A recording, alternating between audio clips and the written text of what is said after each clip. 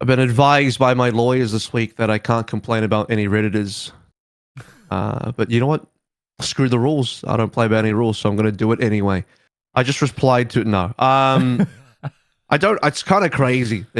People are really upset about MVPs. Do you guys agree? Like this year, even more than I thought last year, people were getting real pressed about it. This year, even more so. Maybe because the race is closer this year and there's more, I think, viable, eligible candidates. I think last year it was Fearless, then it was Lip, then it was Leave, and maybe a tiny bit of Harbin if you were based. But it was really just like three guys, right? And all like separate points of the year. Whereas this year it's been like, I don't know. I think it's been like 5 different people at various points. People go in all sorts of different directions. And this year more than ever, people are like really upset that the inevitability of that it's probably going to be proper is looming upon them like the sword of Damocles, and people are well, the Shock fans are loving it. And the people that understand the game are also loving it. But there's a lot of people that are just like, yeah, they're like truly upset about it. It's kind of crazy. I didn't see this last year, I feel like. I feel like if you look at what people are actually complaining about, it's sort of an accumulation of a couple of effects. Like I think it's fatigue of always hearing like Proper is basically an alien sent down from the heavens to play some Overwatch. Mm-hmm. And then the second thing is that also some fatigue of like DPS players being continuously nominated and winning it for like 4 seasons in a row. And I think that just converges in Who this. cares about the last part? See, the last part just to me doesn't. It's like, oh no, the quarterback wins every year. It's like, yeah, and like, yeah, but like I think they're the best. They're the best. Like, fuck, who cares? Yeah, and I think the argument is that the other roles are undervalued in the. No. That's incorrect. They are valued. They're valued accurately, which is they're below the players that are actually in the awards. They're like, oh, supports are not valued. No, they are valued. They're just not as important in terms of like the literal impact and flashiness and just everything. All of my metrics across the board. Also, we have Dpei on. I'm sure we'll get his take in a hot second. Hello, Dpei is our special guest today. Hello. As Do we drag him up to our hill? Like, do you want to die on this hill with us? Like, do you think, generally speaking, the talent on the flex DPS role is the highest out of all roles? We're getting deep straight up. Should just pull Dpei straight in there. We'll just go straight deep. Go for it, mate. Go for it. I mean, I think DPS is for sure, like, the DPS role has increased in value by a ton. I would say, like, in Overwatch 1, if I had to choose, like, having a strong tank line was really, really important. Having everything is really important, especially in 2-2-2. Like, everything was really important, but you can see the impact that some of these DPS have, and it's crazy. If you have Proper and Kev and you're not making it to the top 2, or Lip, like if you're not making it to your respective top 2 of your region, you're somehow trolling, I think, right? Like, like truly and honestly, I think that the impact is so big. You play against it, and the amount of like quote unquote clutch moments that you have is insane. But that's why I think like people like Hanbin and Shu are so cool as well, because they're playing a role where you don't have this like quote unquote flashiness as much, but their effect on the game is just as high. So, I mean, I think Overwatch 2 is just like such an individual-based game, and we're seeing a lot of individuals shine, like truly exceptional. And I think that's why this year it's like much more widespread. Whereas in Overwatch 1, it was like, oh, best team. I think like Shanghai and Dallas last year got every award because they had won like the first 3 tournaments, and then the awards were decided by then, right? So I think that's why this year like it's more spread about. Especially like I guess Glads have won like 2 of the first tournaments, so like naturally their candidates should be there. But like you look at it and it's like, wow, okay, they have really good players in all the roles, so it's not like this clear like one hard man carry. Whereas like on Shock, when you look at like effectiveness, it is like a lot of Proper, right? So yeah, that's at least my take on why this year might be more close and I guess contentious. Yeah. What you described, I think is good for the game, though, right? Like, one of my wishes for Overwatch 2 was like, with the reduction of CC, the reduction of things that will generally prevent gameplay, right? Like the removal of the second tank as well, as I mentioned, reduction of CC. That just allows not just DPS, especially DPS, but not just DPS, everyone to pop off more. And you get way more cooler moments. And actually, if anything, I think it's helped players like Harmon and Shu and Smurf pop off and Yeah. raise their stakes as well, because I think those guys would have had potentially, it really depends, but maybe less of an impact on previous seasons. I mean, the impact would be different because with the change in the game, but like everyone's individual impact, I feel like is seen more.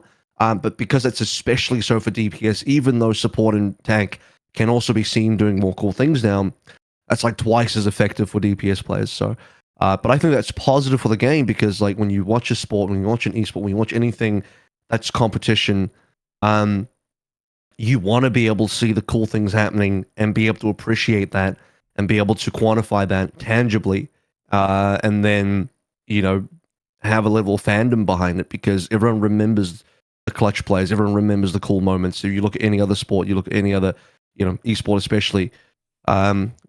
People remember the Faker versus Ryu as one of the greatest esports moments in history. Moment 37 in Evo and stuff like that. It's just it's what you need. You need that kind of thing to happen in your Highlights. game Yeah.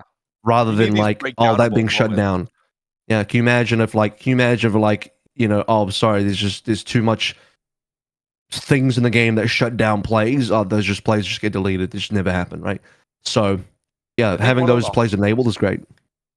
Yeah, I think one of the hard things about Overwatch, which is why it's interesting when it was first made that it was like a game for esports, is that I think all the vantage points are I don't and they're not equally as important, but they are all very very important. Like Overwatch is a fun game because I describe this as compared to like traditional sports. One player has the ball in traditional sports, so like naturally things are weighted towards the person with the ball, and in fact Hmm. action is like pivoted around the ball, puck, whatever it is, right? In Overwatch, 10 players have the ball. And so like everyone's impact is super high because everyone can have an impact. Whether or not like one role in particular is like slightly weighted. Right now it should be 20% across the board. Let's say DPS it's like 22%, right? Which I think would be like that's a lot. I know it's doesn't seem like a lot, but that's 10% more than originally, and you take away 10% from everyone else Hmm. part of the pie. That's huge, and I guess like I think that's why Overwatch is hard to spectate sometimes, is because That being said, everyone is doing a cool thing at once, and it's hard to spectate all these moments. I do not envy like the Blizzard spectating stuff, the OBS Sojourn, Bastion, those guys. hmm. It is very hard. I've thought about like how to do it, and even if I was like, I would have to be like a top tier coach, and like then I would have to be able to dissect the game and like do it live, as strategies develop, and like listen to comms and see what's going on. But yeah, I think that's part of why Overwatch is like hard, but it's also great because you can have so many different highlights. Everyone can have such high impact, which is why I think like people enjoy playing it more than watching it, which is good. Like I think it's great if people like playing the game versus watching it personally. I just to comment on the whole ball thing that you mentioned there. I think that's like mostly correct, but I would also additionally say that it's not 10 people with the ball in an equal manner. Like I'd say DPS would be more skewed towards doing more cool things with said ball more often, right? So yeah, Yeah, everyone's got a ball. The DPS are probably taking more shots on goal more often, and etc. Right? right. Yeah.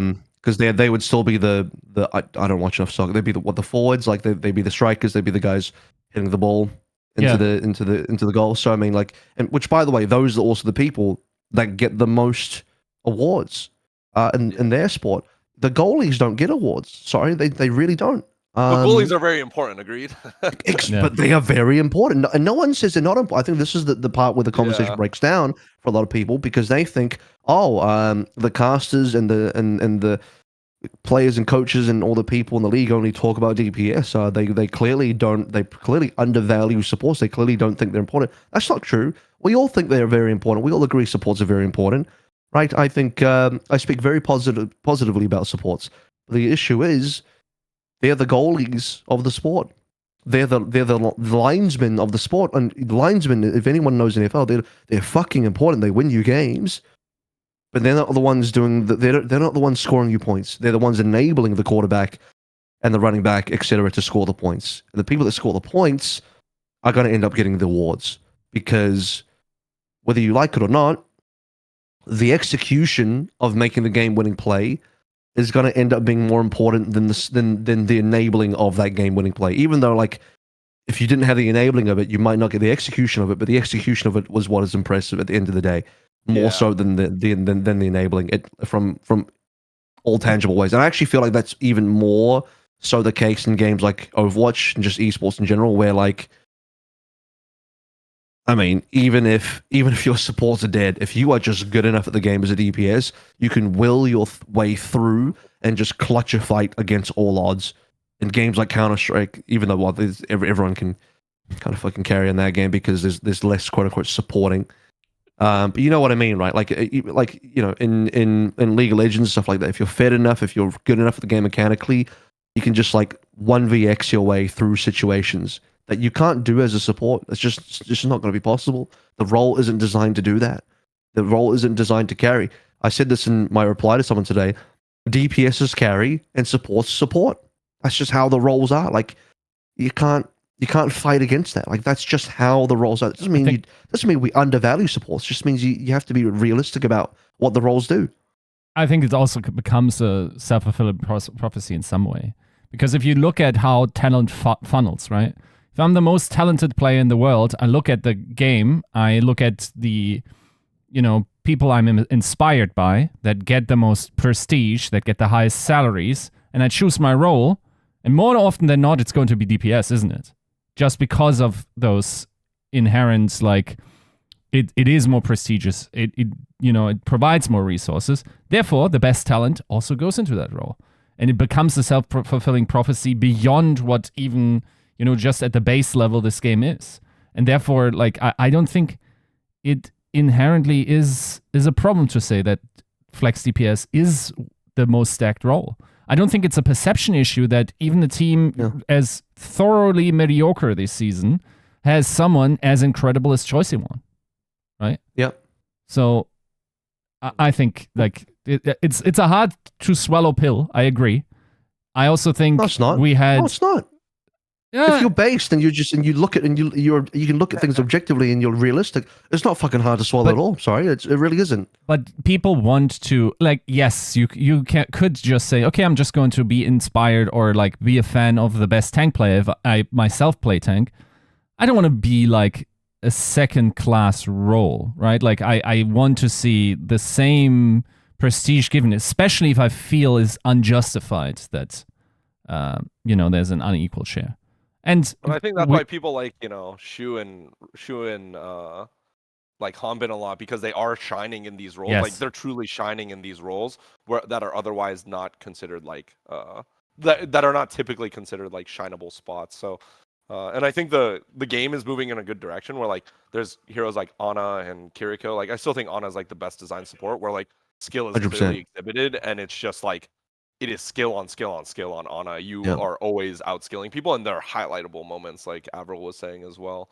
So I definitely think like that's why that's going back to the original question. That's why things are so contentious this year, and that's why I think Overwatch 2 is so much cooler than Overwatch 1 too. There's just a lot more of that. Also keep in mind, Avril, everyone, like it's a new game. Everyone tries to argue their point as things are very malleable in the public. Like you once again get a chance, like a soft MMR reset, if you want, to establish your role's placement, Yeah, and even with a soft MMR reset, where we are basically like every single pro player that's already reached GM1, like what do we do now? Wins top 500 coming out.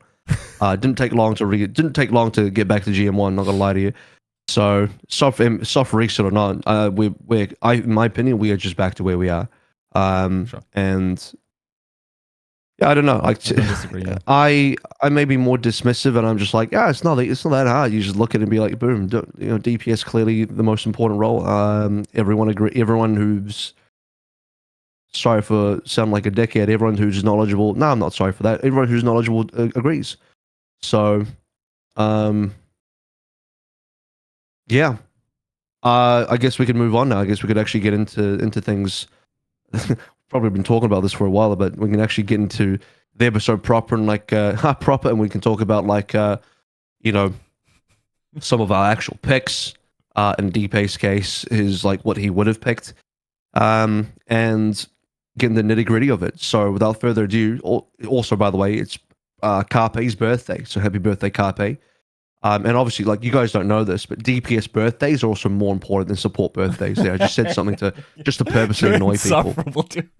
It's also Yeah, my I'm just here brother's to- birthday today. Just out of Yep. I need to call him, so that's like a. Is your brother a DPS player or a support player?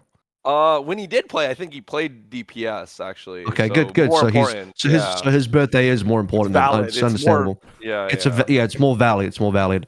What would Yeah. guys? What would a support player have to do on their birthday to be valued as much as a DPS player on their birthday? I'm kidding. That's a Play bait. Genji. Episode 266. Yeah. Episode 266 brought to you by Avril Vista Bebe, Battle Crab, Refine Bean, Bronzebot Buha, Picasso, Chris R34444, Cash67, Lulshin, Porkchop Sammy, Rick Sane, Volamel Smooth Nuts with YouTube members, Ice Sam Jello, William Jesse, Vishman, Fileman 6, AK and Chris R. I really do wonder how many people I just reeled in with that last bait. The answer is definitely more than one, as I usually do weekly.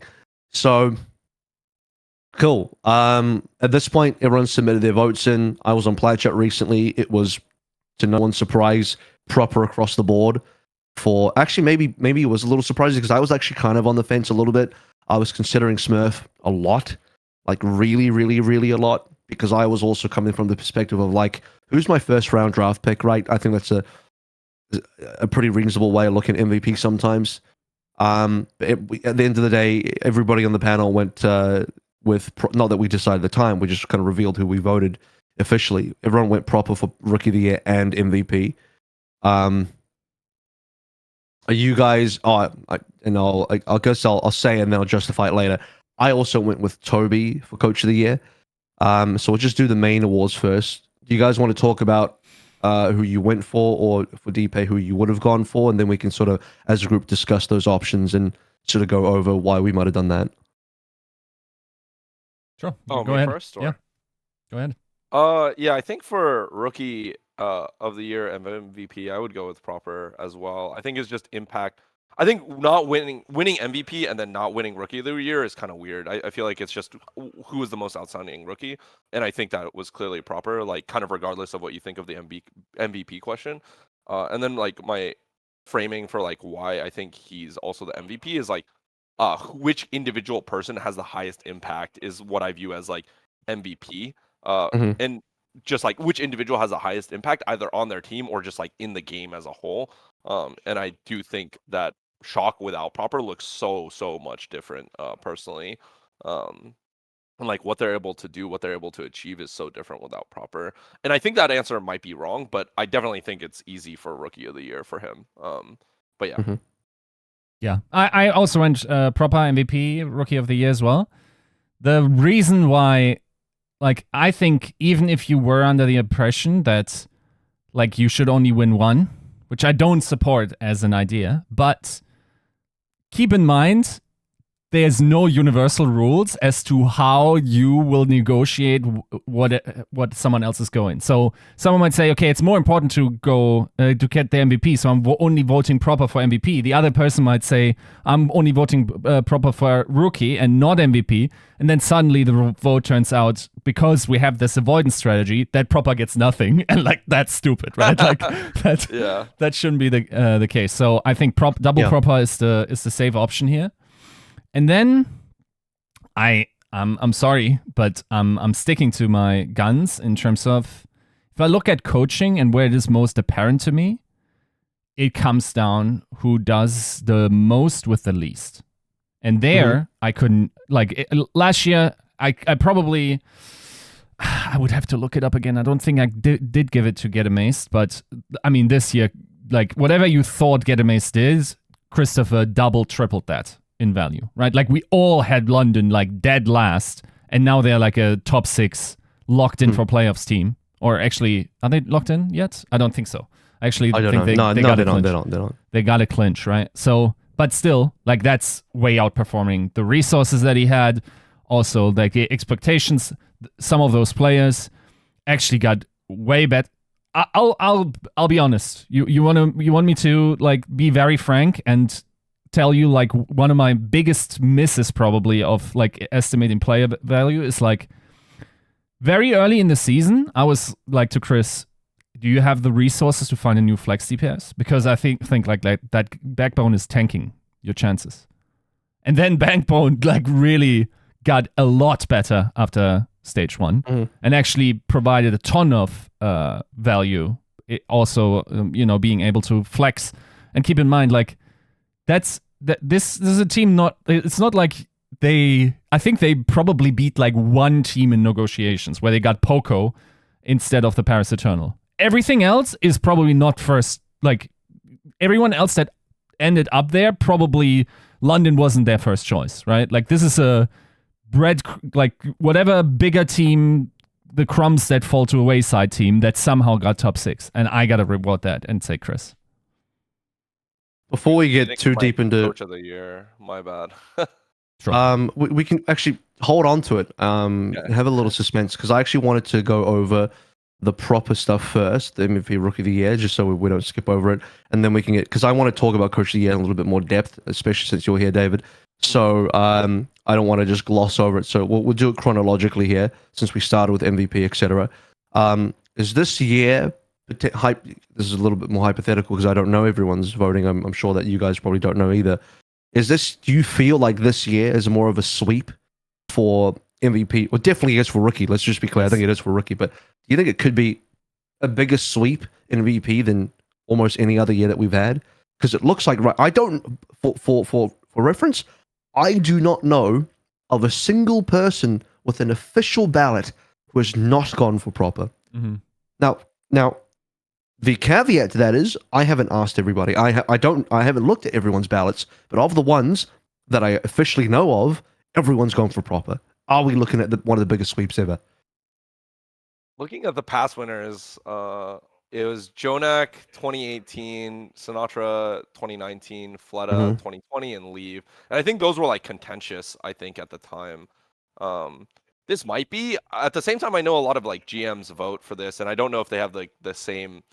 When you're in a scrim against proper, it's just different. I don't know what to say. Scrim match, it's just different. They don't feel the pressure. I'm not even a player. I don't know what it's like as a player, but as a coach, I'm just looking and I'm just like, Jesus Christ, like, could someone have more impact? And it just looks, when you look at good players POV, it just looks easy, and proper, it just looks easy and just like finesse. It just looks like, I don't know, it just looks like he's finessing everyone, and it just looks so simple. I don't know if the GMs feel the same, because oftentimes they end up voting because coaches can't be fucked to vote, to be honest. Yeah, I don't know, but I imagine it could be one of the bigger landslides. I heard Unter describe proper to me as, like, he describes proper to me in this way. Sometimes when I watch his POV and Tracer duels, he looks like he gets bored midway through as he's winning. That's a quote from Unter. Proper looks like he gets bored midway through the Tracer duel and he just like stops trying and he still wins. It's unbelievable. That's what I'm saying is, like, people think like, oh, if they're biased towards proper, it's like, bro, you guys are not seeing the POVs. You don't feel the pressure in game. You need to ask the people that are playing against proper what it's like to play against proper. The shit hits different. It really hits different. And no matter how good some of these other like positions are, they're not messing with you the way proper is just messing with you in the server, right? I mean, am I crazy, David? No, I don't think you are. But I think like there's something to be said. Like I really was like considering Hanbin a lot for this MVP vote, because I think it's like when he is in, like, Dallas's strategy, Dallas's teamwork, just everything looks so much better, and they have had higher highs than San Francisco Shock. So like I think arguing that is like very reasonable, but I just think like, yeah, I don't know. I think Hanbin is like a really, really cool MVP candidate because he is really, really like dominating games, and like his impact, like when he's playing, it doesn't look flashy either. When you look at Hanbin POV, it just looks correct.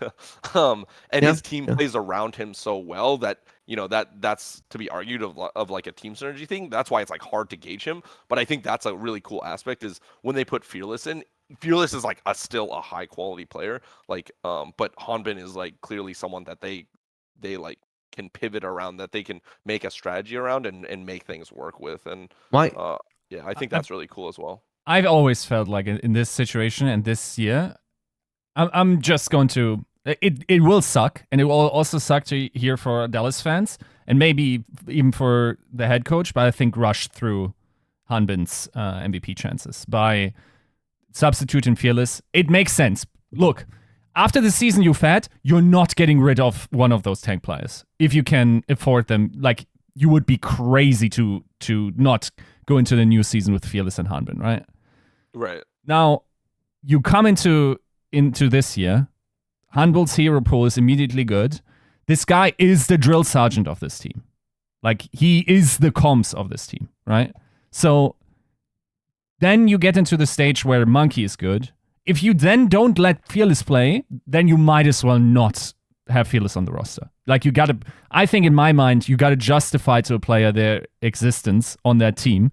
He substitutes. They could have played Doomfist, and I tell you what, they would have dominated that stage as well. Much more so than they ended up doing. And because when someone like Proper is in the season and does it for the entirety of the relevant time frame where we vote on, while Hanbin is out for a respective amount of time, then it gets harder to consider him. Of course, by contrast, seeing like what this team is capable of with Fearless and Hanbin, it becomes very apparent what this guy is made of and what this guy brings to the team. But I cannot, give it to him then if, I don't know what it would have meant. Maybe they try to force him to play Monkey, and he can't. And then suddenly I look at Smurf, but Smurf can play all the other tanks, even the off tanks that he should have a weakness on, right? So I have to evaluate that against that. And I feel in a world where Hanbin plays the entire time, and I very well understand why Rush probably feasibly can't do that this season. If he plays the entire time, I could see that he is someone that beats Proper this year. Just because also of the achievements and whatnot. Would he have played a good enough Winston? I don't think they play Winston. Ryan, or they just don't. Yeah, I think you can play Doom that. Well, I would hope that Rush can make that call. I mean, I think Dante and Hawk and Ryan have proved that you could have easily have one trick Doom most of the way through the season. So I guess I would agree. I want to comment on that Rush comment a little bit as well, because like I know you didn't mean it this way, but it sounds like you're almost saying like Rush, like almost intentionally through it. You didn't say that, but you didn't mean it like that. But just to clarify from my perspective as well, it's like I respect that guys like Rush, they're not playing for awards. They're not sitting there thinking like, oh, I should probably keep Hanbin in to help his MVP. No, he's just trying to win. So he's doing the right thing. That's based. He's just trying to win. And that's what you should be doing. No one should be making substitution calls based on who they think is getting awards. You should only be doing that based on whether that's increasing your chances of winning the game literally in front of you or not.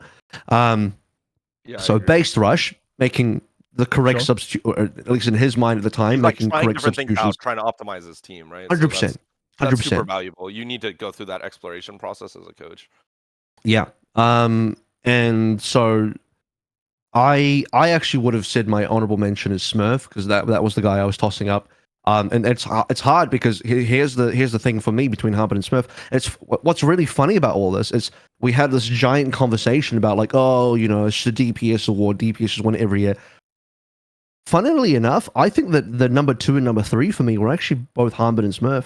I'm not gonna lie to you. Like maybe Glad's fans will be a little upset that I left Kevster out and maybe put him 4th, but the race this year was not between just a bunch of DPS players. So ironically, all the people that are like, yeah, DPS bias, blah blah blah. It's like, no, my second choice was Smurf, and my third choice would have been Hanbin.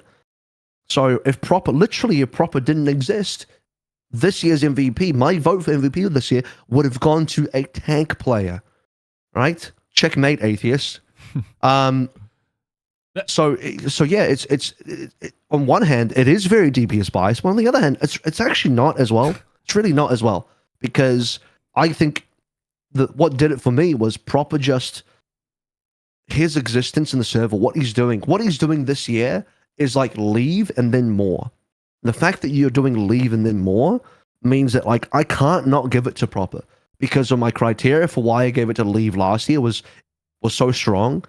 And someone's doing even more than that this year. It's like, well, fuck. If I'm gonna be consistent, then I gotta go again. I gotta go for this guy because he's doing the things that I believed made Leave at MVP last year, and I think Proper's even better than that as a player. I think Proper's a better player than Leave was last year. I don't know if that's a hot take, but it's gonna be my take. And And if Proper didn't exist this year, if he was 17 and couldn't join the league, Smurf would be my MVP. Maybe Hanbin would be. I actually think Hanbin is individually like a mechanically stronger player than Smurf. Yes. But Smurf's value to Soul this year is unbelievable. As the only available tank option, he was right at the top and just a solid rock for Soul the entire time. At no point did I ever feel like, oh man, Smurf he's the problem on this team. No point this entire year, even when they were losing. So yeah, I mean, I look at it as like it was a pretty close race for me. Like literally, I was right at the end on submission. I was on the last day of submission. I'm like, fuck, who's my MVP? Then when I thought about it, I was like, I got to go Proper. So there it is. I think there's I would have a strong argument for Kevster. I don't know. And this is like no bias. I just think Kevster does the same things as Proper, just like slightly less. So like for me, I would be like, if Proper didn't exist, I think Kev would still probably be my number one. He has won 2 tournaments. He has done things Proper can't do. It could be a team diff, right? Like, or obviously like which team are you on? Like if we switched Kevin Proper, I would expect more or less the same result. But yeah, I think Kevster, what he's doing is like really understated because it's perhaps because you expect it from Kevster at this point. I think the same with Lip. Like you kind of just expect these things from these like all-star players, and then Proper just comes in this year and he looks dominant, and he is. But I think Kevster is, the Swedish Proper, or the Swedish Proper. Swedish Proper. Oh god. Proper is the Korean Kev. I've heard it They call him the Proper from Stockholm. We used to make that joke back in Hawaii. I remember we were making that joke about like how good Proper is, and then Proper's the Swedish Kevster, and Kev is the It's ironic because I think a lot of the Kev supporters this year might be Stockholm syndrome. No, but in all seriousness, David, it's really interesting that you what we just talked about there. I'm going to probe you a little bit on that, and then we'll get Yiska in as well. But because I think for a lot of people, especially if you are in the DPS camp, now we've talked about the tank and support camp of people in terms of that support. I've even advocated for tanks. So again, checkmate atheist, come at me. Let's talk about the Proper Kevster race as well, because I think for a lot of people that was their number 1 and their number 2, right? In terms of who and because I remember on Plight Chat we talked about Proper and Kevster, and it lit up the entire chat, and it was like 20 minutes of fighting in the chat between the proper supporters and the Kev supporters. You've first of all, in this discussion, you've put Proper down as MVP Rookie of the Year. You've said that Kevster is kind of like maybe slightly worse than Proper. And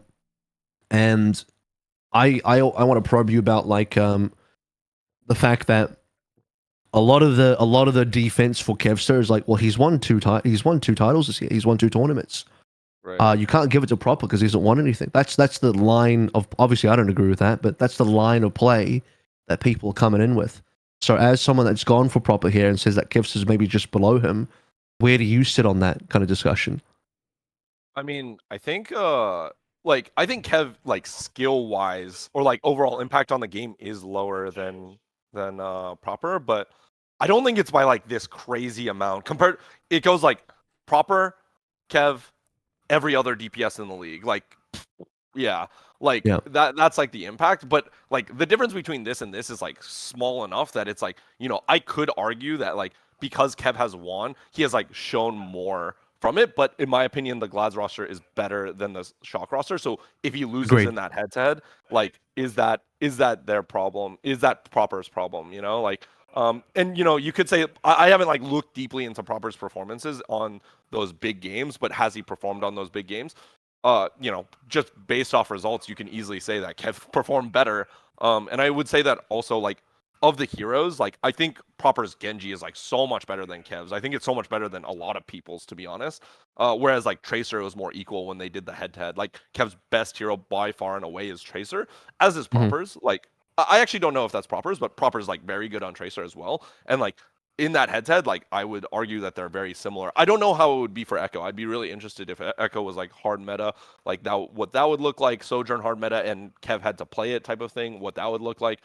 But just in the head-to-head that they had in the mid-season madness, they had a Tracer head-to-head, and I thought like that is Kev's for sure best hero, and that is something like statistically as well. I'm pretty sure he lies like around or like above proper in some categories. Whereas like I'm pretty sure I looked at some Genji stats, and while Kev is like a very, very good Genji, he's very good. I'm not complaining if I ever have Kev on my roster and he's playing Genji, just to be clear. But proper by far and shows that he's like exceptional.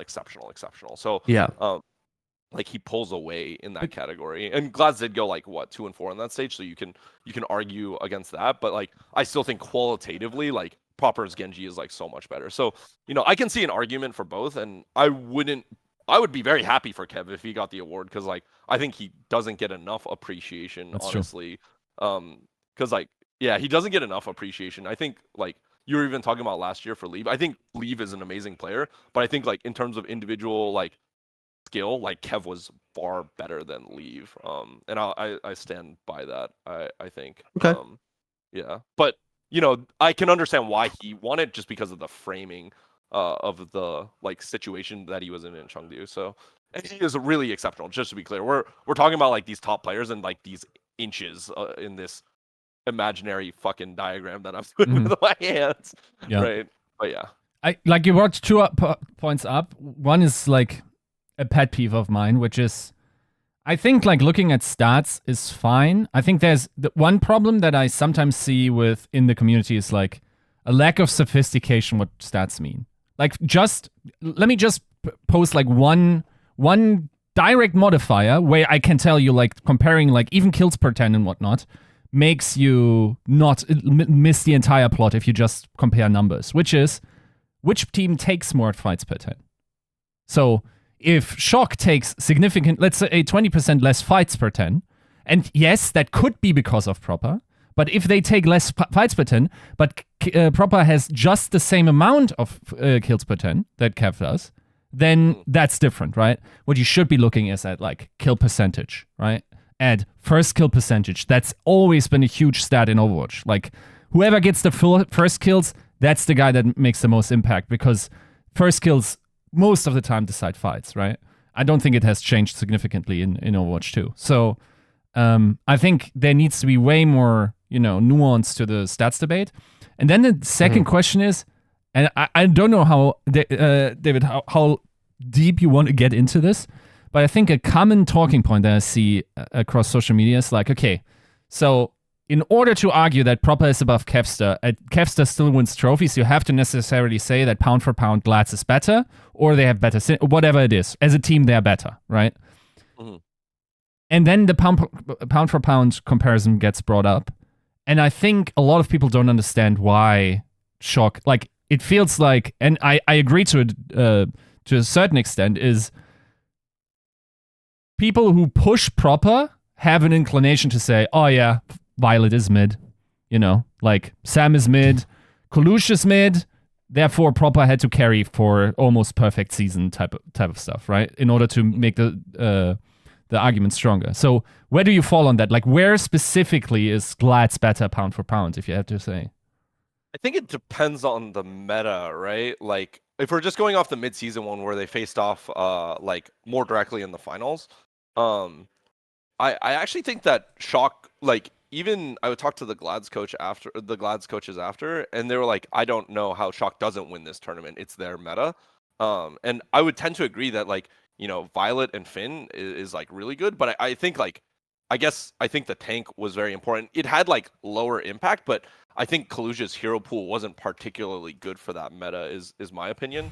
At least like Diva wasn't thought to be that good. I think it was like buffs, and I also think people are like, with the addition of Sombra, it's quite different compared to Tracer Sojourn, where I think you wanted to play Winston. So I think that was like a big point, is like the main tank. Not that it was a difference, it was just like, one player plays this, one player plays that. They might be overall equally as skilled, but the expression of their skill in the meta is a bit different, right? And I think you have two relatively like weaker Sojourns, let's say. Like statistically, Patty and Sam I don't think are like all-stars on Sojourn. You would much rather have a different Sojourn player if you could, right? So I think they were like kind of equal-ish in that tournament, to be fair. I think it was like actually kind of equal. So that's why, I think there could be like a really strong argument for Kevster because it's pound for pound like kind of equal.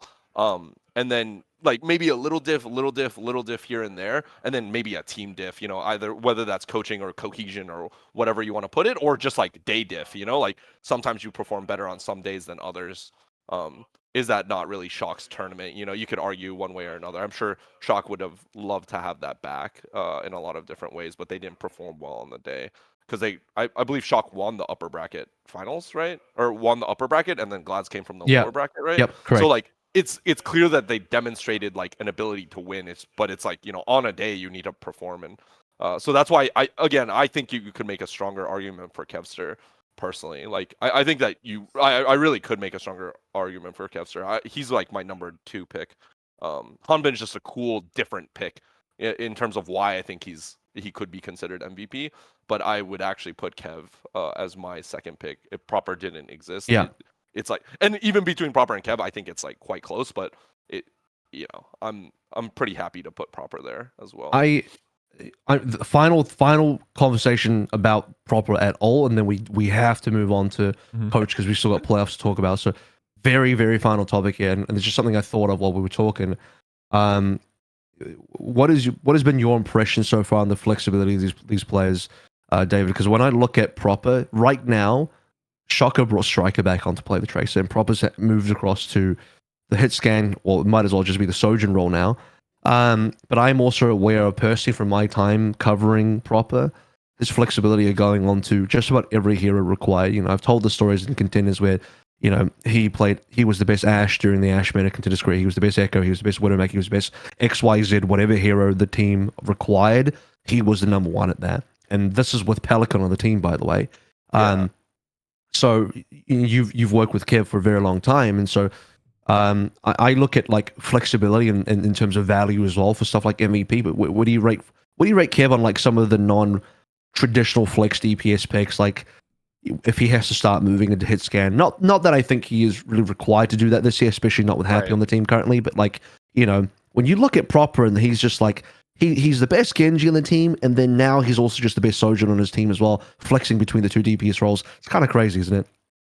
Yeah, Proper is a coach's wet dream, I'm pretty sure, because his understanding of the game is just fucking insane, I think. I think that's something Kev doesn't have. He's not like some players aren't able to articulate why something is good, which is fine, but they're able to do the right thing in the game. Kev is able to do that, but the way Proper is able to tie like the whole 5v5, like everyone else's character into the game is why like I also rate Proper. From what I understand about his comms as well, he gives like briefing. Koreans call it briefings, like plans to other players of like how they should play in this certain fight. And I don't know, like, if he has, like, it's either intuitive or, like, he talks about it after in review and he's like, okay, the Zen moved this way. I want it to move this way because he has trance, and then I know I can get a kill on him there because he doesn't have trance.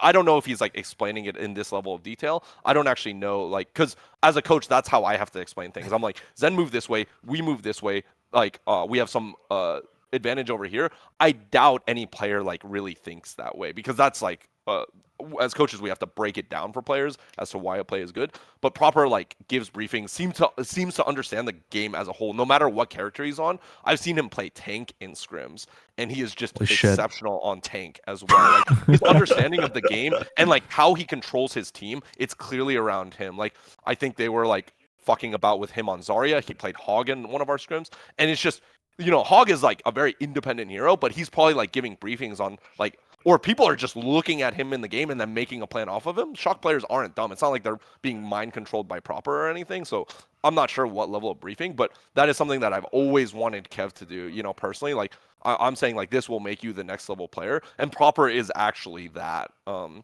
that's why it's really hard for me to give Proper not the vote, just because I think he has these qualities that I like perfectly thought of as like, this is the perfect DPS player. This is the perfect player, the perfect DPS player. And Kev is like one step away from that. But like Kev is still really good and exceptional at what he does. And like this idea of a perfect DPS player is impossible. But Proper literally is that in my mind. So like, yeah, I think losing with this guy is just like, is crazy.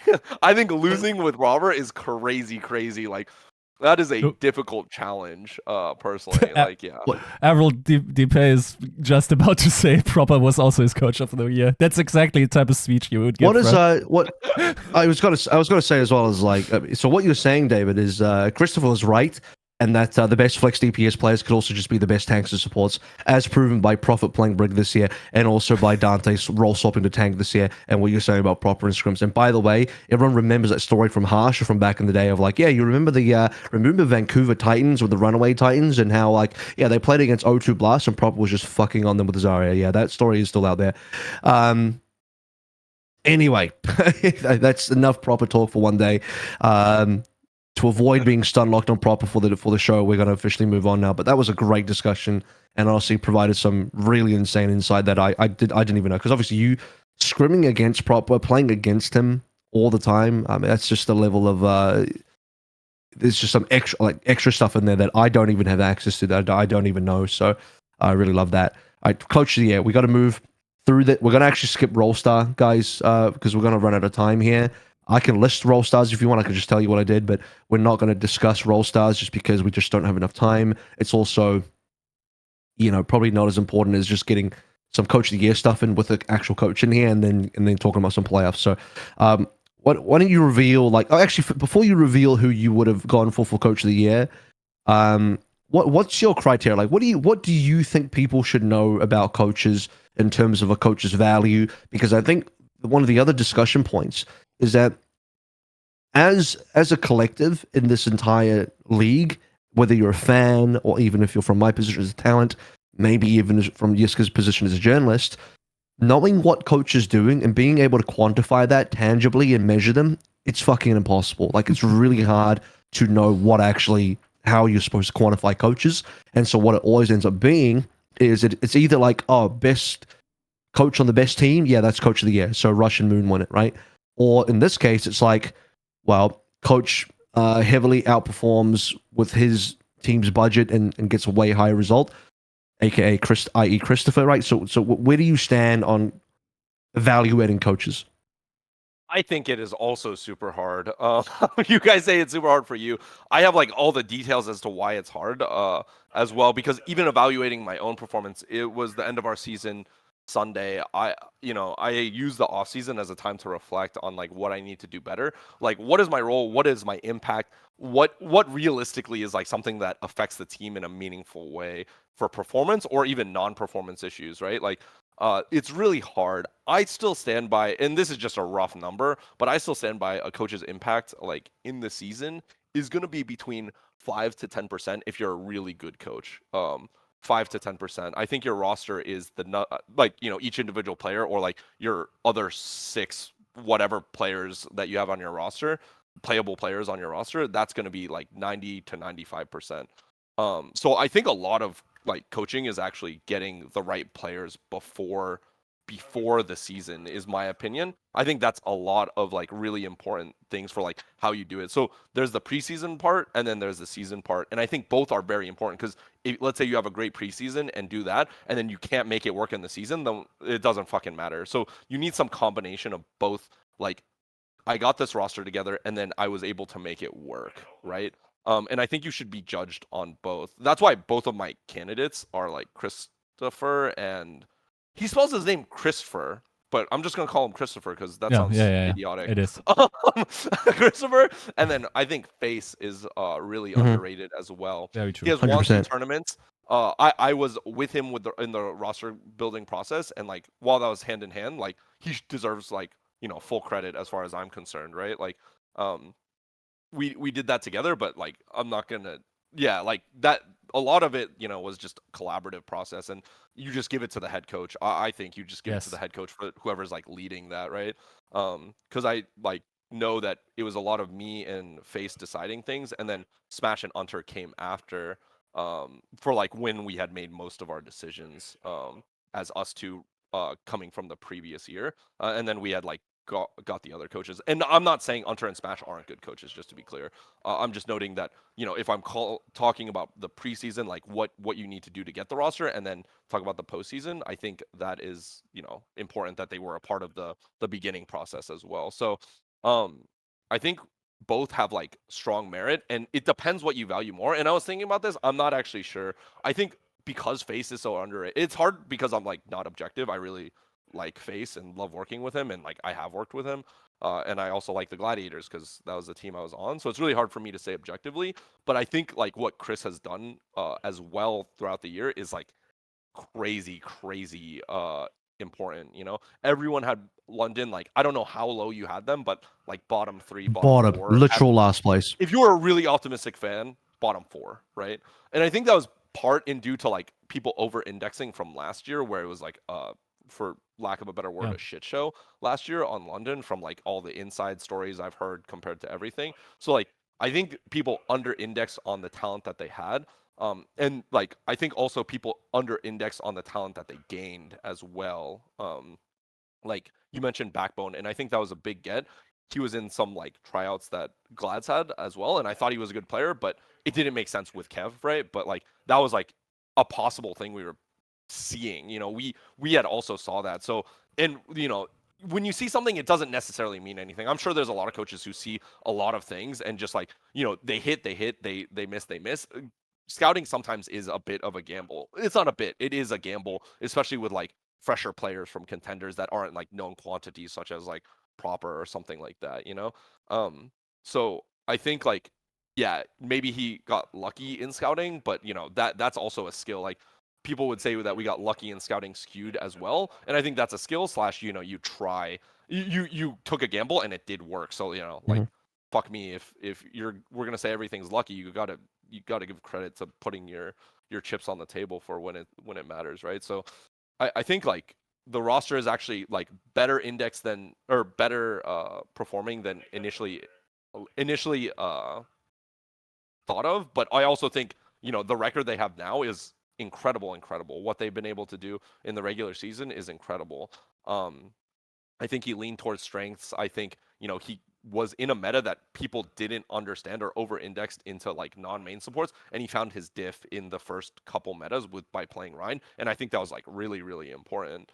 And I think they're even doing well in this dive meta, which you normally wouldn't expect, but I think with the addition of Khan, they've been doing better, given now they have 2 flex supports, and I think they're both high quality as well. Like Landon was originally a Brig player, and then Khan is, I think, has always been good, but just undershining on Paris. So I think what Chris has done is like very impressive, and I think what Face has done, like just because like I want to pick both of them, and it's really hard, but I think what Face has done is like really impressive. First year as a head coach in the league rather, and then he wins his first 2 tournaments, and you know, one was against Proper, who we sucked him off so much. I figure that's a big accomplishment. Right, yeah. And the other was against Hanbin.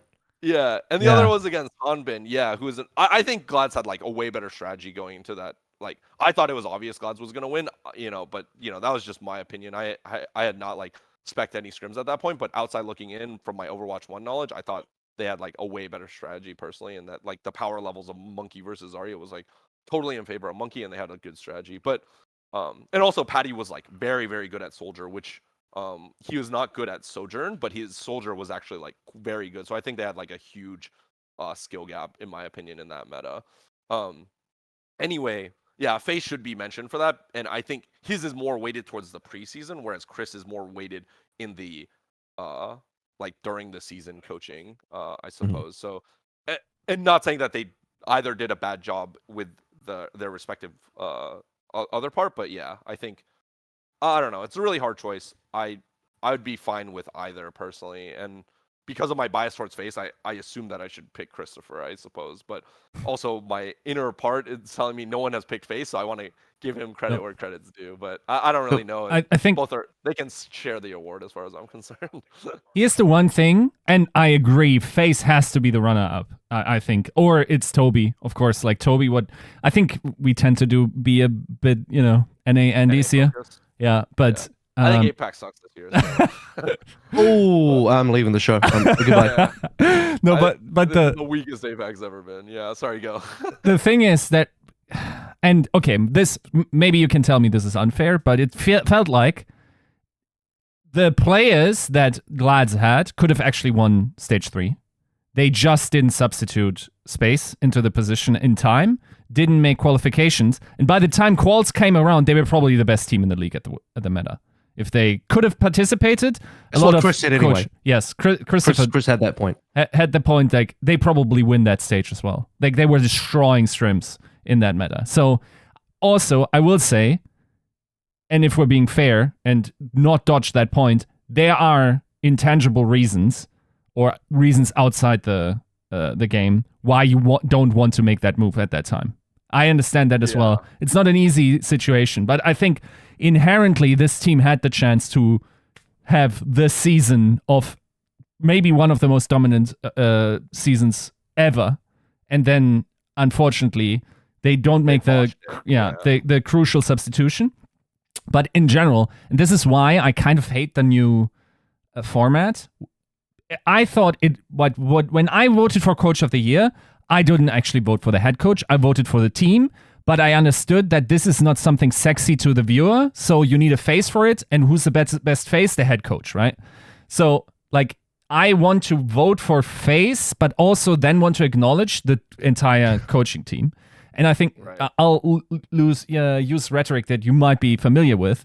I think Glads also has the biggest stack of, cards in terms of like what kind of metas they just can pull out of a head. Like if one player or they decide like mid-series, we can actually switch archetypes here.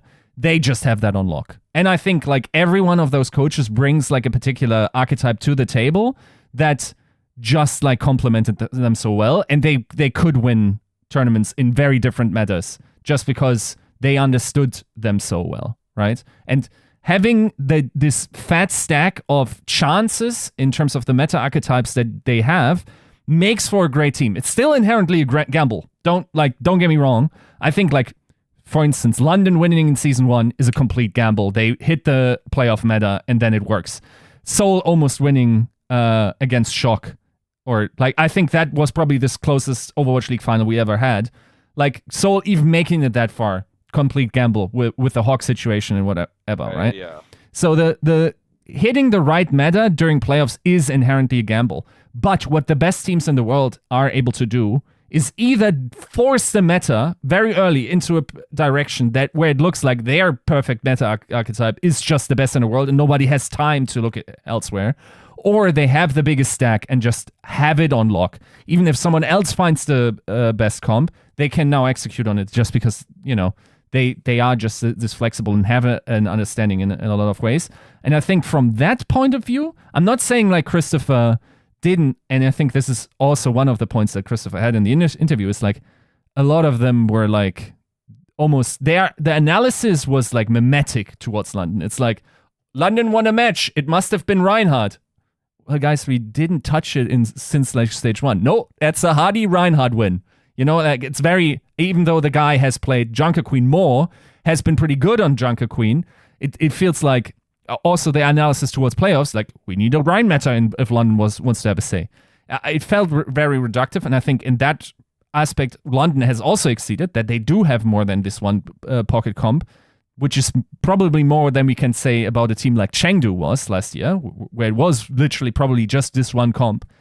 In general, I think in terms of if we played like 5-6 stages and we just kept randoming the meta, I'm picking Glads to be the best team in most cases just because they have the most metas they can hit with their roster and their coaching staff. Yeah. So I think the flexibility in roster is like really important for that. I think there's something important to be said that playoffs don't care about flexibility because it's an isolated statistical outlier, right? Like you could end up with one particular meta and then boom, all your flexibility doesn't fucking matter, right?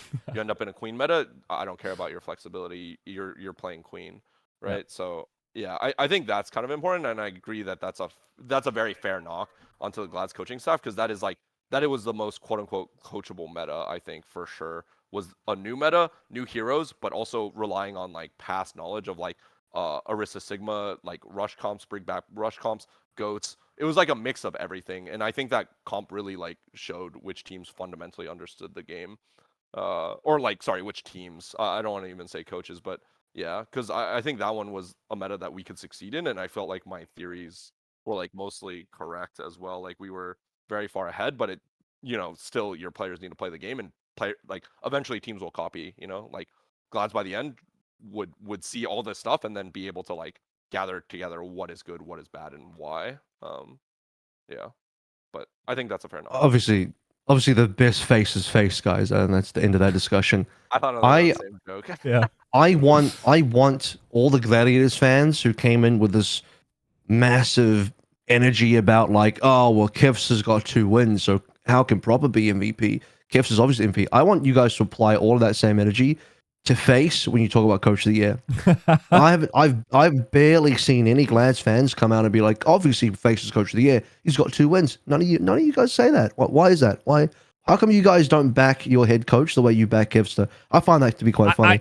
I promise you, Hunter gets more coaching votes from the public than Face would get. Because Hunter does all the interviews, and he has a mullet. Ironically, he's more of a face of the team. Ironically, because he's and I also thought like Face got done dirty at midseason as well, because like Danny was just there. He's interviewing, like he interviewed I think both Smash and Hunter, and then just like didn't interview Face and just moved on. I was like, okay, so okay, the head coach just doesn't get interviewed. That's really nice. Nothing against Danny. Is just I don't know what it. I think even Danny literally thought Hunter was the head coach. Anyway, I'll just quickly talk about Toby and then move on because we've got to get off Coach of the Year as well. What part of the reason why I went for Toby is because I'm unbelievably biased for APAC. No, it's actually because it's mostly down to the fact that to me Toby is like he's like I make a small comparison to Toby to Christopher here, where like Christopher is the guy making London potentially from a bottom team to a mid or maybe even above mid team, like a way above average team. Mm-hmm. Toby makes Seoul an average team and turns them into a championship team, like literally able to fight for a championship. And part of the other thing is like I don't hold this against Chris. I think this is fine from Chris's POV, but I certainly thought this was like something that played negatively into Toby, which was the reputation coming on, and everyone knows that Chris is a great coach. I don't think anyone looks at Chris and be like, man, this guy, I don't think Chris should be a head coach. I think people were quite excited to have Chris on as the head coach of London, and that was a really cool thing to have. But when you look at Toby, man, people were hating. They were like, man, Toby doesn't. Why did Seoul make Toby the head coach? This guy doesn't know how to coach. He's a player. Some might even say that he was a wash player. Like, why would you make this guy a coach? He doesn't know anything. At least he's got to prove himself in contenders, or he's got to be like an assistant coach first. That's what everyone was saying. And then Seoul's like, nah, fuck that. Make Toby the head coach. He has a vision. We're going to execute on that vision. I don't know how much the team building aspect Toby had on that team.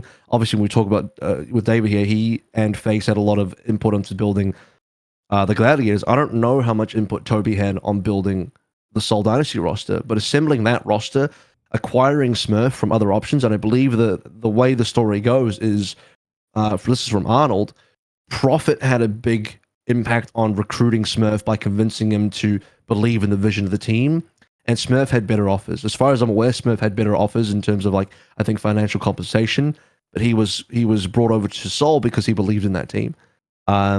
And maybe Toby had a part to play in that as well. We talk about the vision of the team, right? So essentially what I'm saying is like, I think Christopher turned London around and made them into a reasonable roster.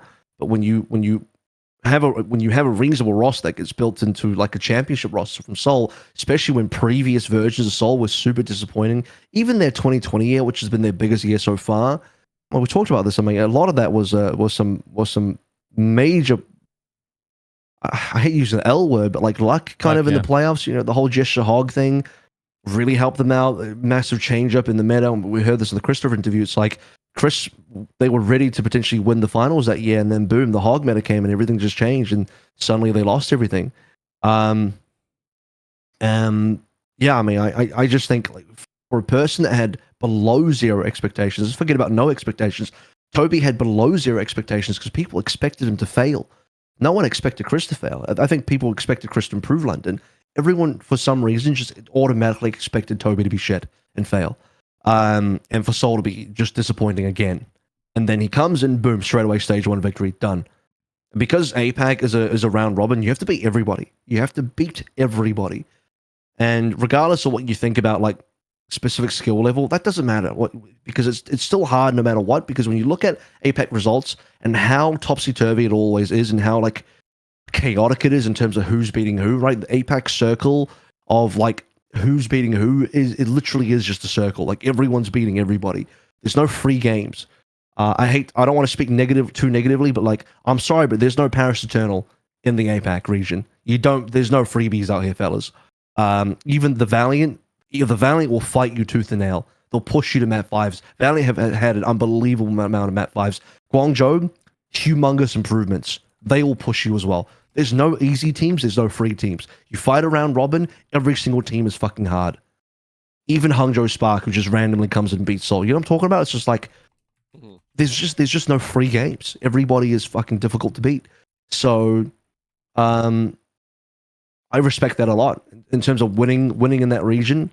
You just don't get any free points. Every point you earned is hard earned.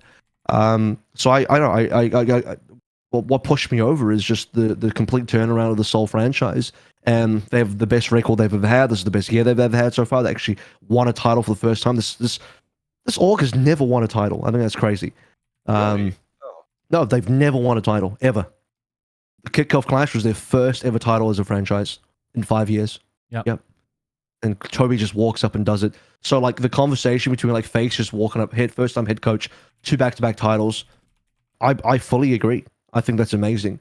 Which is why I also apply the same kind of like, benefit towards Toby. But I think again the major thing for me was that Toby had negative value coming into the season, and was one of the only few coaches that had negative value in terms of perception. I want to give a special shout out because you got Yuri. We talked about Face already, and 100% agree with that. I want to give a special shout out to Gumber as well because I think he's one of the best roster builders possible that you have in this league. He unfortunately has to consistently work with less than other teams. And in comparison to Christopher as well, people were quite low in Mayhem. I feel like the difference is when the preseason started and people like us, Play Chat, etc., we all started talking about Mayhem a bit more. We're like, no, Mayhem is probably going to be like a more middle of the tier team. But you have to remember, the fan perception of Mayhem the preseason was that Mayhem were like 12th or 13th in NA. Legitimately. The fan perception of Mayhem was rock bottom. Like London. And it took convincing from the rest of us who knew better. And trust me, we know a lot better. It took a lot of convincing to be like, Mayhem was actually not a bottom tier team. But even then, like I guess we were all wrong about London because we still put London at the bottom. Mayhem's budget is very similar to London's. And then you have a situation where like London have a better regular season record, but Mayhem have consistently outperformed London in every single tournament. London made Kickoff Clash. Mayhem made Kickoff Clash. London did not. Then beyond that as well, both midseason and summer showdown, the team that specifically knocked out London from that tournament, both tournaments, was Mayhem. Mayhem knocked them out. So it's like an actual one-to-one situation here where it's like, not only have Mayhem had better tournament results, they actually were specifically the team that ruined London's tournaments every single time, twice in a row. I think you got to put the respect on that, which is why I think Chris winning would be awesome. I think most people voted Chris, and there's really no wrong answer here. I feel like Chris is a great candidate for it. But to give a honorable mention, I think Gumba needs to be talked about a bit more. I feel like the act of convincing someone alone to join the Florida Mayhem is already like award worthy. I don't know how so many people missed someone. Like I guess like Glads didn't need him. That's fair enough. But like everyone else, like Shock was late to the party. They thought Super was going to be the guy. But imagine, like, honestly, this season looks different if someone is on the Shock, I think. Yeah, I think there's just like bad scouting. We'll keep this one quick. We'll keep this one quick because we've got to move to playoffs. We'll keep this one really quick. Yeah, sorry. I'll just say I think there's bad scouting, and I think the Mayhem roster was like a roster I really rated in the preseason. Like this was, I thought, like a really cool roster, and like hit a lot of the players that I was interested in on Glads, but just like there was maybe no need or like too much of a gamble, I suppose. Like yeah, I think that these, at least from my perception, what this was a good roster.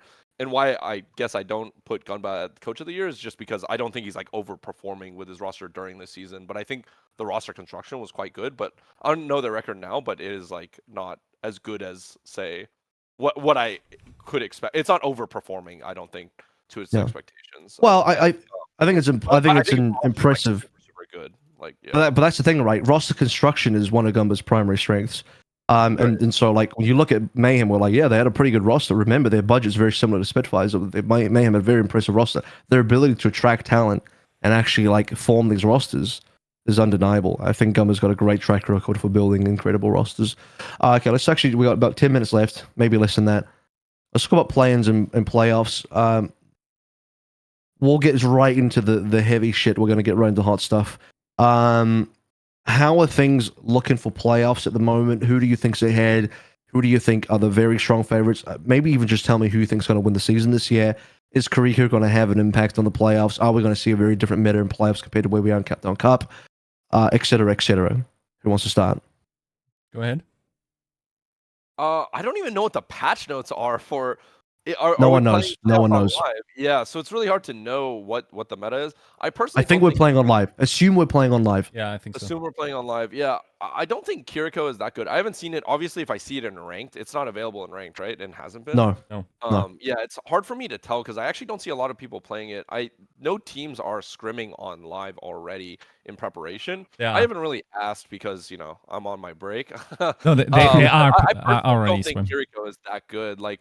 I don't think her left click value is that good. I think her invulnerability is good, but like the timing of it's super hard in my opinion. Like that it's very delayed. Not that it's a bad ability. It's just like it's very delayed, and therefore like not forgiving for if you want to use this clutch like 0.5-second invulnerability. Like you need good timing with it as well. So I personally don't think it'll be insane. I think the skill cap of the hero is like insanely high, but I don't even know if you play it perfectly, like what ends up being the results of it.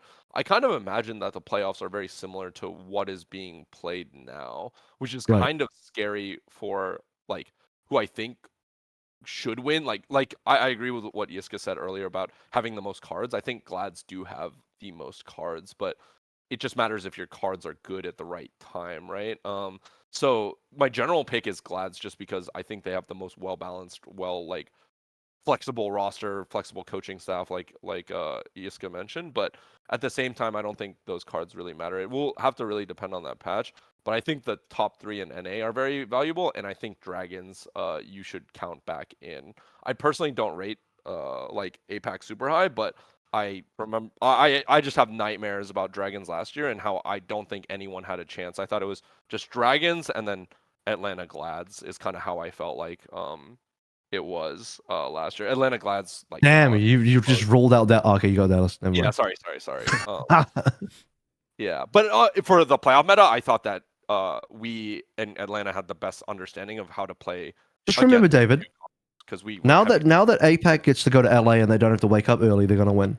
Yeah, that was the only thing holding them back. I don't know. I look at the quality of play of APAC and it just looks really low. And I look at the player quality as well, like what I envision as like what player talent is. I think, like you mentioned, there are no free wins in APAC, and I agree that the bottom tier is better than the bottom tier in NA.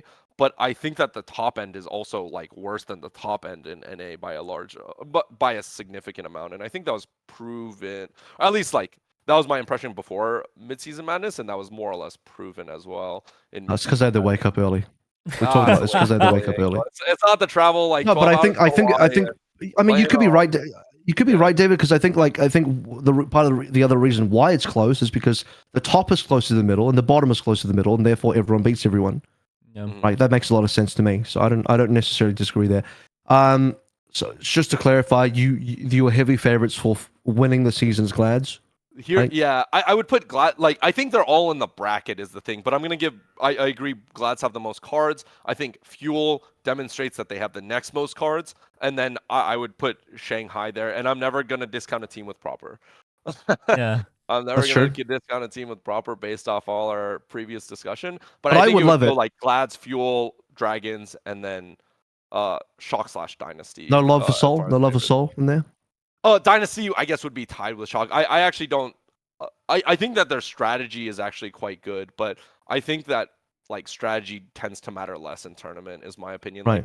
Like player skill exhibits itself highly, and I think Outlaws is actually a sleeper team. I vote, or I don't think I'd ever did an award show or sorry, like a preseason power ranking, but I had Outlaws as a big dark horse, and I stand by Yeah. that. I really rate their talent on their team. Yeah, I really rate their talent on their team, and I think it's showing that they're actually doing quite well and can beat these top teams.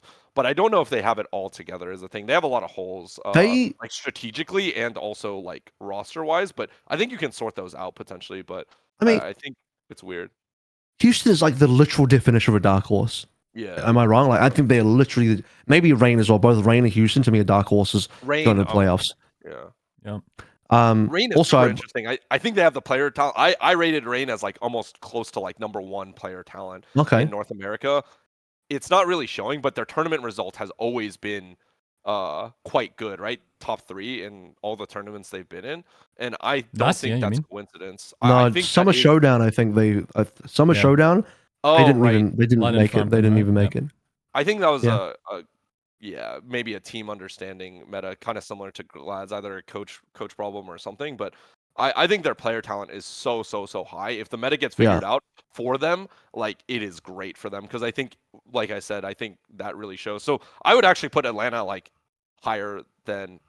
Oh God, this season's cool. This season's really cool. The top teams are really cool, and I think Overwatch 2 is really cool. That all these teams are kind of close, and you could see a way in for all of them.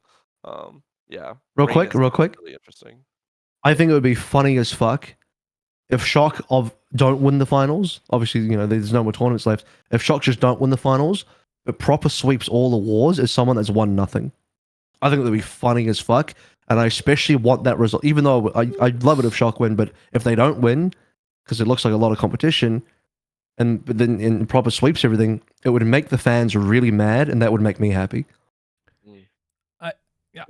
One thing I should add, and this is your one league per episode thing. Oh, nice.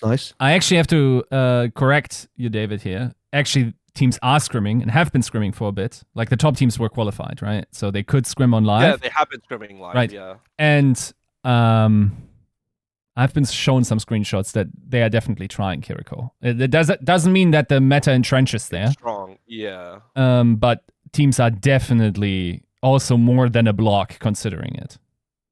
It seems like. Yeah. I think it's fair to try. I think you want to explore and then want to like index into it a bit.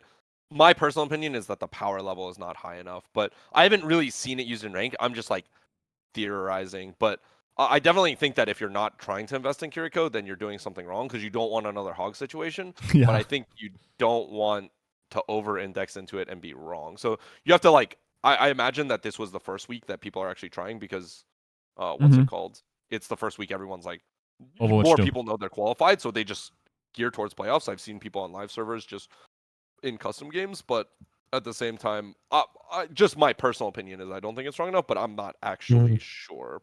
I haven't watched a single scrim, and I've not even watched a rank game of Kiriko in it. So yeah. Yeah. No, I also agree that Glads has to be your favorite. Like, if you look at the season, and the season gives you an idea of the probabilities going into playoffs, like which team. Glads were the best team of the season. I don't care about regular season record and like Fuel having them beat there. Like, they won 2 tournaments. They could have won 3 tournaments. And of course, like, you gotta evaluate in there that they didn't, of course. But I think also they were perfect this stage, right? Like, if there was a tournament this stage, I think they would win that as well. You just got to give it to them as the leader of the probably stronger region this year. That doesn't mean it will definitely happen, but if I was a betting man, I'm like, they are 20% more likely than the next best team in terms of like, like if you have, how many teams are there in playoffs? Like, too many, right? 12. Like 12 teams in playoffs. 12 divided by 100% divided by 12. You give whatever that is 20% more to Glads, and that's probably the chance that I would assign.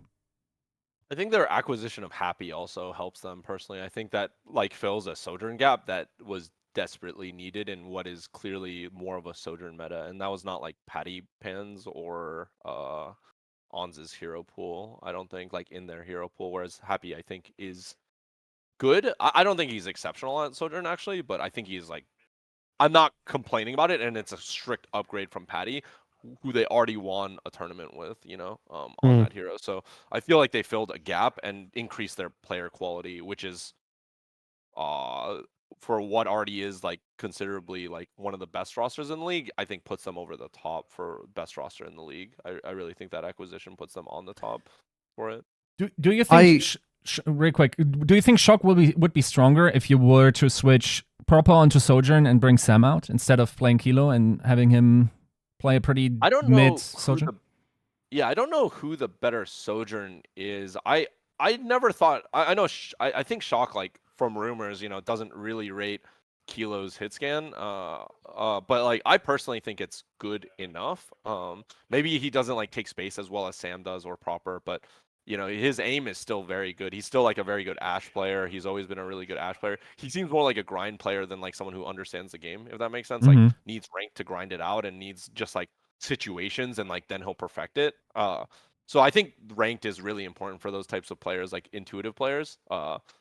And I think Dragons is one of those teams as well. So I kind of expect with Overwatch 2 ranked coming out that some teams actually improve faster, or like look better than before. I think Rain might be one of those teams as well. They're all very intuitive players, and I think the addition of ranked will help them a lot, assuming they're motivated, which is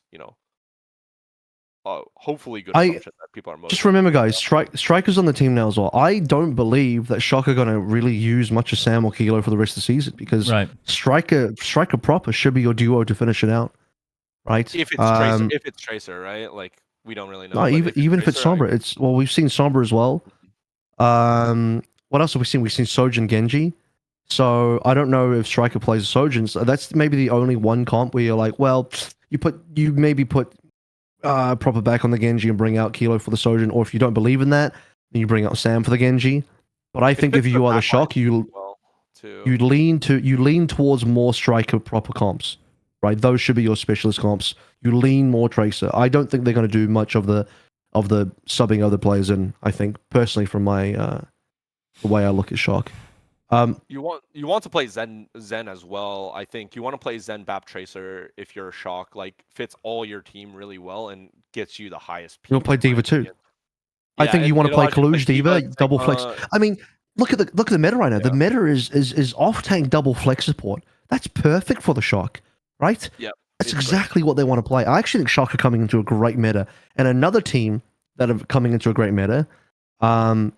as a is yeah, I guess, but like more than Outlaws is I think Dallas, and the reason why is because they're peaking really high right now, and I actually wouldn't be surprised if the finals was something like a Kevster versus Harmon show in terms of who's carrying harder, because we're in, I think, a pretty solidified off tank meta. Even APAC agrees, right? They've started to move away from a lot of Winston and moving towards the off tanks as well. But when you have Hanbin, who gets to play in a Zarya meta, who gets to play in a meta where his specialist heroes are so strong, their backline is great. I think Edison's leveled the fuck up. Like he's been so good now in compared to where he was. I don't know what's going on with the Doha situation, but Sparkle's always reliable. I think Dallas Fuel are peaking at the right time in terms of where the meta is going, and they're heading into a really good place in terms of what their specific strengths are. Now, when we talk about player quality, I feel like the average player quality is still higher in the Glads. But what I don't particularly know if it's going to help the Glads is I don't know if from a tank position they're going to be good enough. Because you could argue that the DPS and support positions are good enough and more than good enough. But Reiner versus Harbin, or even Space versus Harbin, and I actually don't know if they're going to play Space. I think they just stick to Reiner because they're playing a lot of Reiner Zarya right now. Mm-hmm. You really going to take Reiner Zarya over Harbin? I don't think so. So that's going to be a weakness for the Glads. Yeah. I also think, like, my dark horse, more so than Outlaws, is definitely Rain. Just because if you go into double flex support meta, and I'm not sure if you would agree, David, but Vigilante is fucking insane. like Yeah, at I this agree. video game. So like if you can double up there, I think that's generally probably your better look, depending on what the DPS situation looks like there. Hawk is always a stable, probably also one of the more underrated players this season. I think that they could have a run. And also, this is exactly the type of team that would make the decision, look at the calendar, go like, oh, Overwatch 2 comes out. Oh, we're already like seemingly qualified, or like we have a pretty high chance to qualify. Let's take it easy, and then once it's important, we just grind that shit out. I'm sure they're playing and sleeping and then playing some more, right? Like they're probably one of the teams that are in the hard grind right now. So Yeah. I'm not sure. I think Atlanta is in a position where no, they are pretty locked, right? Yeah, they're locked in. So they could just be also one of the teams that currently scrim. So that's a So I huge think advantage. Atlanta. I think they upset somebody again. I think just like last year, Atlanta come through this bracket, and you don't think they're going to be like the best team, but then they just, I don't know, maybe they get second again, maybe they get third again, Yeah. maybe they really push for number one, and they upset a favorite. Like I think one of the favorites potentially get upset by Yes. Atlanta, like a Glad's Dallas shock situation. One of those three teams could just randomly lose to, not randomly, but they could just lose to Atlanta in the lower bracket, and then boom, one of the favorites is gone. Atlanta are just that type of team. I think they are that type of team. But I also am curious about Houston, because I think Dante's really leveled up on his heroes, and he's actually competing on the off tanks. I mean, they just beat Dallas. I think that's a really big boon for them. Yeah, I think what you said about the Gladstone roster is actually correct too. They have this Zarya hole, and it's very scary. I think as Zarya becomes more and more relevant, I think it's really scary because you just have not that Reiner or Space are bad Zaryas, but they're just not exceptional, and you need an exceptional Zarya, right? Like it's not a hero that you can be an exister on. You need to be a carry on. Yeah. And historically, Space has like I really love Space, just to be clear, but his Zarya hasn't always been his best hero. And then same with Reiner. It's not like he's flexing onto it, and it's not Hanbin level, and you're playing against Hanbin. In actuality, Kaluj is also quite good at it. More of a natural off tank player that's one of his big heroes in his role. So, yeah, I think that's like really scary for Glads. Although if there's a meta shift, like it really depends on what the patch notes are. I guess it really depends on We what the just got patch are. notes. We just got live patch notes, and there's no balance Playoff. changes at Yeah. all. We don't know. Zero Yeah, balance because the changes. devs might change stuff based off, hey, based off our first two weeks in Overwatch, like this is the changes we want to make, and then also this will go to playoffs or not playoffs. That's always been a weird OWL decision. So that has actually like huge implications towards OWL teams, but it's really unclear. So I could really see like, all these teams I see a way in, I see a way in. There's just teams that I think are more likely, and I think Fuel, they're dedicated in their direction, and their direction and strengths are so clear at this point in the season that like that's a really cool in for them, I think. David, Glad it's like less clear. Yeah. we've run out of time here. I'm respecting your time, so I'll just call it on your behalf here. We didn't get to really talk about much of your season or Vancouver or anything, but I just want to give you the floor if you wanted to say anything to anybody, give a shout out, do whatever you want. Just want to give you the floor for setting us off.